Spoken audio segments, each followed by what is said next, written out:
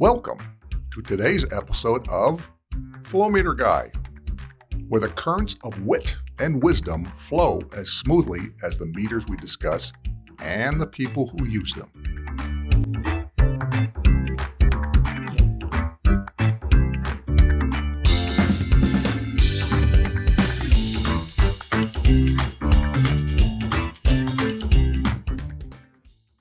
Today, we are honored to be joined by a luminary in the realm of process control, instrumentation, and equipment, and a successful businessman. And that's not all. He's very humble, modest, and a handsome guy. And of course, he drives a nice car. Well then, young man, what is your name and what do you do for a living? Hi, Brent. I'm glad to be here. I'm Michael Calbert. I'm president of FLW Southeast. Been with the company for almost my entire career. Many moons, huh? Yes. Many moons. So you're here in the Marietta area. Yes. In fact, you have a very nice building there. And Marietta is the home of one of our favorite landmarks in Georgia. Do you know which my landmark that is? You're referring to the Big Chicken. The Big Chicken, not to be confused with Shaq's brand new restaurant chain called Big Chicken. Yes. I wonder if that has any relevance. In fact, if you come visit me or Michael probably as a guest into Atlanta, we will take you to see Stone Mountain. We will take you to see the aquarium, and we will take you to see the Big Chicken. So that's the top three when you come to Georgia. So what does Michael do in Georgia when he's not at work? What's your hobby? Well, I'm not at work. We do a lot of golf, a lot of tennis. A lot of golf. Yeah. Tennis. And then me and my wife do a lot of mountain biking. A lot of mountain biking. I was just bitten by the pickleball disease recently, where apparently designed for seniors, but administrated by young people. And as I went to the chiropractor the other day, he says business is brisk just because of the pickleball. Really? Everybody kind of crossing that line. It was designed to stand there and hit it back and forth, but now because it's becoming a real sport, it's just kind of like tennis. You're running all over the place. Yep. And I'm not as agile as I used to be, so there's a lot of experiences with gravity hitting the ground there. Yeah. So you're with FLW, and as I mentioned to you before, prior to this job, I was with Dynasonics way back when. And as I recall, I hired a few FLW reps long ago. They were around the country. Probably, yep. And I probably bumped into your dad at one point in time. I'm sure you did. So maybe where we should start to tell our audience, if we go way back where things get started, how did things get started with FLW with your dad? Yeah, so my dad had worked with a company called Esterline Angus, who did strip chart recorders, XY plotters. Sure. He was the national sales manager for him, and so he had worked there for most of his career, and Esterline was purchased a couple times. So was it? Okay. Yeah, and so one of the last purchases, they decided that all the regional sales managers had to move back to Indianapolis, which is where I was born. Oh, really? You're a Midwesterner. Okay. Yep. Well, we moved around a lot. Yep. You know, back then in sales, you had to live in your geography. Yes. And so yes. I think we lived 8 different places in my first 14 years. Oh, really? When they decided that the regional managers had to move back, my dad and a guy named Paul Peak, who actually was the founder or was the owner of FLW Inc. that you probably came across. He was the regional manager out in Southern California, decided he wasn't moving back to Indianapolis. Versus Southern California, I can understand that. Sure. Absolutely. This was mid-70s, and so he decided he was staying there. They actually formed a partnership with the Japanese company and started importing Japanese chart recorders. Low end. Esterline Angus was kind of on the high end of the market. Sure. It was a company called Watanabe, but they were on the low end of the market. Okay. And so they had a contract, a 5-year contract. 3 years into that contract, they had North American distribution rights. 3 years into that contract, the Japanese company decided they wanted their own U.S. presence. So they bought them out. So, my dad and Paul were friends, and they were kind of business partners in that venture.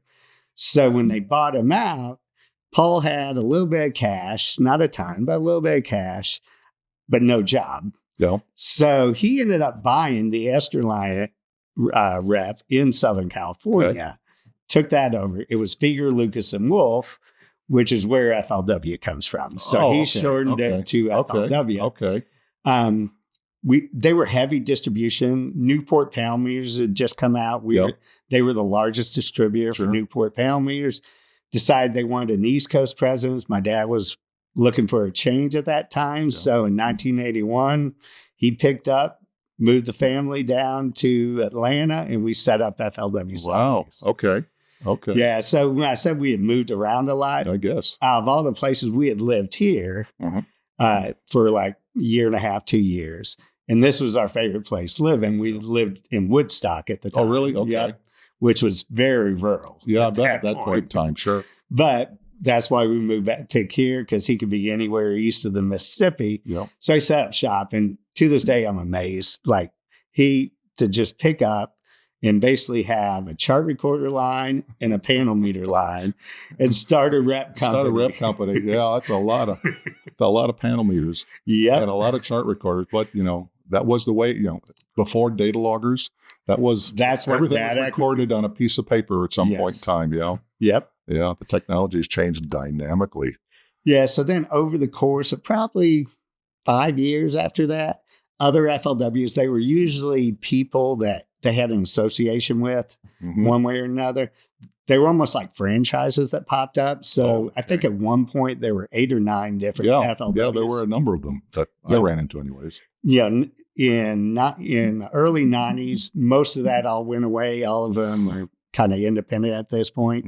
Bill and Paul had ownership in each of them, but now everyone stands alone. That's something. Yep. It's a great history story. I never knew where the word FLW came from there. Well, that's amazing there. So I understand that you did your schooling here. Yes. I went to Southern Tech, which is now Kennesaw State. Yeah. So, went to Southern Tech, started out double E, got my associates, and decided I didn't want to keep going down that path. Yeah. So I went to industrial engineering, got my bachelor's in industrial engineering. And at that time, they had a technical sales option. Yeah, really? And I knew I kind of wanted to be in sales of some sort at that point. So that was my major, under IE. And then went on and got my master's at Kennesaw State in marketing and finance. Wow. We don't usually have people that are that smart in this audience here. We appreciate that. Absolutely. That's quite amazing. Well, that explains probably why you had some degree of success there getting at a school. And I understand after you got out of school, you went to work for FLW. Yes, I did. So backing up, I was playing with chart recorders in our family room floor when I was probably 6th grade. Well, I told you I worked for my dad for 20 years. And I'll tell you what, he wasn't the huggy kind of guy. And I built Dynasonics for 20 years into a multi-million-dollar company. And we sold it. And then I built Instruments Direct into a multi-million-dollar company. My dad didn't really think much about it. My dad's a big golfer. And we went to the driving range. Now, the prequel to the driving range, that morning, I went to the doctor to have a stress test. And they shot me up with the steroids, the Superman steroids to run on the treadmill and doing everything.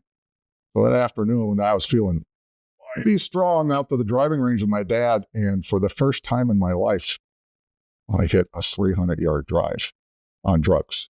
Yeah. My dad saw that, and he came over and gave me a hug. So the moral of the story is he didn't care that I built 2 businesses for him. I had a good golf game. The dad was like to get a hug from my dad. So, as we said, family-owned businesses, they come with the uniquenesses. And how did you march from the inside position of sales to get to the position of being the president of your organization? Sure. So, like I said, I joined, it was 89. Yeah. And then stayed inside for a few years, went outside, started doing a lot of marketing and like business development work in addition to the sales territory. And then my younger brother came into the business a few years after I did. And so as we kind of kept growing, my father would give us more responsibility. And he ended up retiring in 2008. And so at that point, I took over as president. My younger brother was vice president. And even today, we still work together hand in hand. It's almost similar to my parents where we get along great. That's fantastic. I handle more of the principal and customer stuff. Steve handles more of the operations and engineering stuff. And so, we collaborate a lot, but we don't intermingle responsibilities that often. That's great. He knows his stuff and I let him do his stuff. That's living together. That's a great marriage. Yes. That's a great marriage there. That's amazing that you can have such a influence. There's your dad not active at all in the business now? Or no, I still to this day probably call him once a month and bounce ideas or ask him questions, but he's pretty stepped away. He was really good. He stayed kind of tight with us for a year or two. Yeah. And then I think just in his mind, he was like, hey, I need to let them run it. And he did an incredible job. And that's why you're successful. Give you the rope. Yeah. Didn't hang yourself there. You did a good job. Now, the type of business model that you have, a distributor or manufacturer's representative, has evolved dynamically over the years. And for example, in the last 10 years or so, what impact has the internet or e-commerce had on your knocking on the door kind of business versus online kind of business? Yeah, so because we're primarily a rep, our internet sales are minimal at best, because we're not taking the title, we're selling and getting a commission from the manufacturers. Where the internet's really impacted us is on the marketing side. So we're really active on marketing, social media, campaigns and things like that. And that's where I think we've done a good job of leveraging those tools to reach a broader audience. And the same value as we see there, you have technical people. So although you can buy it on the internet, you can go and you or your people can go visit said customer to take a look at a problem or engineer a problem, solve a problem. And let's face it, you like to buy things on Amazon, but you love to touch it before you buy it and learn a little more about it. So it's a two different basket kind of marketplace, I think. Yeah, exactly. In most of our applications, we're usually an application driven, where a customer wants to know there's someone that can come out and look at it if there's an issue. And that's kind of where we fill that gap is. Yeah, we're still a sales organization, but we provide startup services, technical assistance, in-field troubleshooting, all those things. We have a staff group of people that handle that for the customers.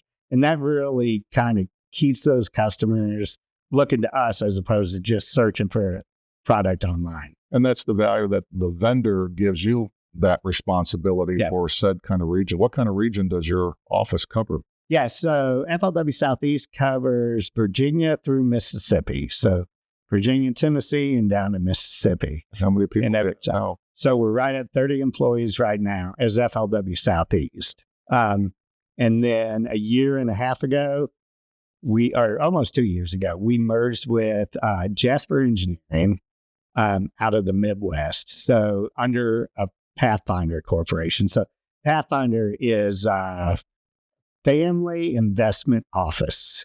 So the difference is a lot of the consolidation that's going on, I'm sure you've seen in the rep business, right, the instrumentation business right now, a lot of the channel consolidation is done through bigger investment companies. They're using other people's money to buy companies. And the whole idea is to package them together and eventually make a profit off the sale. Sure. Whereas Pathfinder kind of took a different touch. It's their money. It's Joe and Jack Helms family. They take their money. They bought Jasper, then acquired FLW, merged us. And their whole idea is to build a platform, not to just build and sell. It's to build a platform. So since then,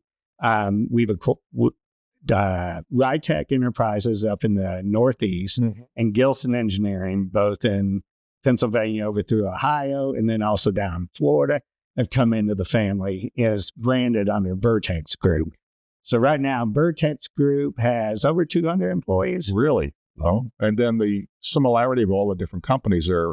So there's we haven't tried to homogenize our line cards, but the single biggest vendor for all four is Siemens Instrumentation. Sure. Us and Jasper, Mettler Toledo on the process analytics side. Mettler Toledo is our second biggest line overall. For FLW, Mettler Toledo is my biggest line. Is it? Okay. We're heavy into pharma, and Mettler Toledo really plays well. Heavy into power, where Mettler plays well on the water chemistry cycle. And so, but Mettler Toledo, so that's kind of the commonality there. We wouldn't go and look to acquire an E&H rep or a Yokogawa rep. Okay, yeah, I could see. So the politics of that side could be an issue. It makes, And that is part of the problem being a manufacturer's rep. There are politics. Yes, there is. The manufacturers kind of change their shirt as they change their people and change their concepts from time to time. And it's an interesting position to be in sometimes. Absolutely. But but with Siemens being our biggest line, here in the last year, the collaboration between the two companies, between the Vertex companies and Siemens, has really increased. And so, there's strategy meetings, we're sharing stuff back and forth, and it helps them and it helps us a lot as well. So you're saying it's all been a good thing? Yes, it has. That's amazing. No, we noticed after COVID, a lot of money got compiled and not spent. And a month doesn't go by that someone knocks on my door and said, "How much you want for your company?" Absolutely. And what? What's going on?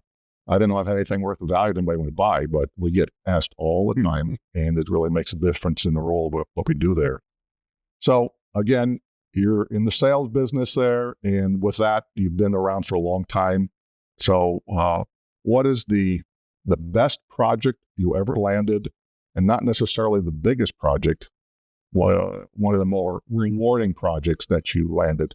Yeah. Over the last 10 years, we really focused on process instrumentation and analytics. Part of that, we did a little, as we were growing, we did a little bit of everything. So we played in the discrete automation world a lot heavier 15, 20 years ago than we do now. If you remember Lucent. Yes. I was a salesperson, so they had their MCVD lathes, and then they had their VAD lathes that made the preforms that you extrude the fiber from. So over the course of the year, I sold the instruments that measured just about everything in those layers and the controls. So over a 5-year period, it was probably a $25 million project. Whoa. Yeah. Wow. Wow, that's congratulations for something like that. That's most rewarding. Yeah, I had a lot of help, especially with my father, but it was my account. So with that in mind, that's one of your favorite projects. What's one of your worst projects that you had? Where'd you get shanghaied? As I told you, we kind of evolved over the years. There was a stretch there where we were selling DCS, we were heavy selling SCADA, and playing some in the PLC world. It's not a specific project, but we started delving into application in doing integration work in the control space. We were really good at working with customers and selling projects. We weren't great at executing projects. And not from a functionality standpoint, but from scope creep. Yeah. We would say yes to everything because mentally we're a sales company. Didn't do a good job of putting boundaries around projects. So, we had a couple $1 million projects that my profit was probably less than $5,000 on. It's a hobby. Yeah. It's a hobby. And so, it's a long story. But as we move more into the instrumentation world, we just decided, hey, I'm going to take that same technical expertise and put it towards the instruments where we do startups, we do site searches, we do troubleshooting. So that's where we migrated to. You have, and that's where we bump into from time to time. Yes. And we work well together there. In fact, that reminds me, my worst project, and thankfully people aren't in the building anymore, we installed a flow meter in the CNN tower building, and we hooked it up to the network system.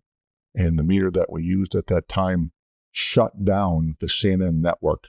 Oh my gosh. They had a problem with the communications, and I was asked not to come back the next day. Yeah.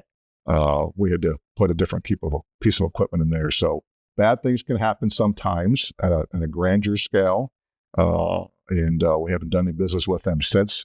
I can't imagine why, but I think they moved out of the big building and they moved to a new campus recently. So I went mechanical engineering versus electrical, yeah, versus electrical industrial, because 80% of what we do yeah, is mechanical. Yeah. Flow dynamics, even pressure, temperature. It's more mechanical than the others.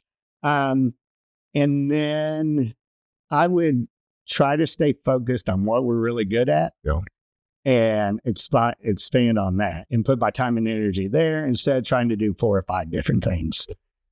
There you go. There's the hindsight behind that. So what is in the future for Michael?